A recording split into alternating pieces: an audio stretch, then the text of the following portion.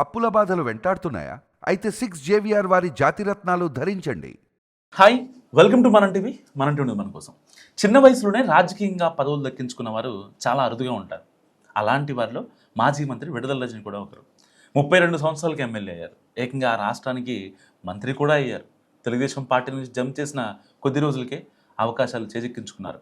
YCP హయాంలో ఒక వెలుగు వెలిగారు. కానీ ఇప్పుడు ఎన్నికల్లో ఓటమి తర్వాత పెద్దగా యాక్టివ్గా లేరు. మధ్య మధ్యలో బాగానే కనిపిస్తున్నారు, మళ్ళీ అజ్ఞాతంలోకి వెళ్ళిపోతున్నారు. తాజాగా ఇప్పుడు ఆమె పెద్దగా కనిపించడం లేదు. దీంతో లోతైన చర్చ జరుగుతుంది. పార్టీకి ఆమె దూరం అవుతున్నారా, లేదా పార్టీ దూరం పెట్టిందా అనే చర్చ గట్టిగా నడుస్తుంది తెలుగు రాజకీయాల్లో. తెలుగుదేశం పార్టీ ద్వారా పొలిటికల్ ఎంట్రీ ఇచ్చారు రజని. ఆ పార్టీలో ఉన్న తక్కువ సమయంలోనే అధినేత చంద్రబాబు దృష్టిని ఆకర్షించారు.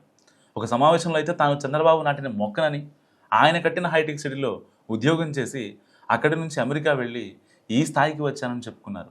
ఈ సమయంలో జగన్మోహన్ రెడ్డిని తిట్టడం ద్వారా ఫేమస్ అయ్యారు. కానీ 2019లో ఎన్నికలకు ముందు వైసీపీలో చేరి ఆ పార్టీ టికెట్ తగ్గించుకున్నారు. అప్పుడు మంత్రిగా ఉన్న ప్రత్తిపాటి పుల్లారావును ఓడించి జైంట్ కిల్లర్గా నిలిచారు. మొదటి ప్రయత్నంలోనే టీడీపీలో కీలక నేతగా ఉన్న పుల్లారావును ఓడించి మంచి గుర్తింపు సాధించారు. జగన్మోహన్ రెడ్డి దృష్టిని ఆకర్షించే మంత్రి అయ్యారు. మొన్నటి ఎన్నికల్లో మాత్రం రజని ఓడిపోయారు. ఆమె నియోజకవర్గాన్ని జగన్ మార్చారు. గుంటూరు వెస్ట్ కాన్స్టిట్యున్సీ నుంచి పోటీ చేశారు. అక్కడ కూడా దారుణంగా ఓడిపోయారు. రాష్ట్రంలో పార్టీ ఓడిపోయిన తర్వాత వైసీపీ కార్యక్రమాల్లో అప్పుడప్పుడు కనిపిస్తూ వచ్చారు. అలా యాక్టివ్ అవుతున్న క్రమంలో కొన్ని రకాల కేసులు ఎదుర్కొన్నారు. అయితే ఎన్ని కేసులు ఎదురైనా పార్టీని విడిచిపెట్టే ఛాన్స్ లేదని కరాఖండిగా చెప్పారు రజని.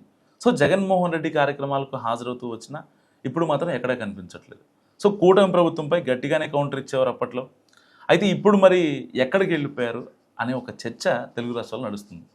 పార్టీ ఆమెను పక్కన పెట్టిందా, లేదంటే ఆమె దూరంగా జరిగిపోయారా? అసలు ఎందుకు నిజంగా కేసులకే భయపడి ఆవిడ బయటికి రావట్లేదా? ఇంతకుముందు వాయిస్ గట్టిగా వినిపించే రజని మరి ఇప్పుడు ఎందుకు మాట్లాడలేదు? మస్తుగా కామెంట్ చేయండి.